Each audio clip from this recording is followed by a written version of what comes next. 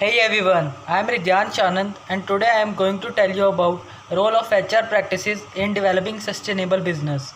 So HR basically means human resource and it is a very important part of an organization because if an organization has a good human resource then they can do wonders. It can help in increasing production and increasing profits as well. So let us now discuss some advantages of human resource. First, human resource manager. First is retaining top talents.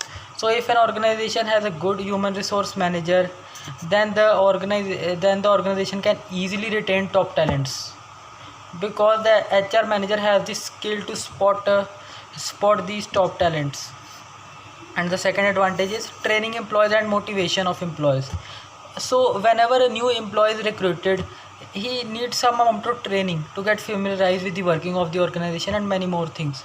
So a good HR manager always provides such type of training to the newly recruited employees. And next is motivation of employees. Basically we all are humans, we all need motivation from time to time. So similarly in an organization also, the employees need motivation from time to time.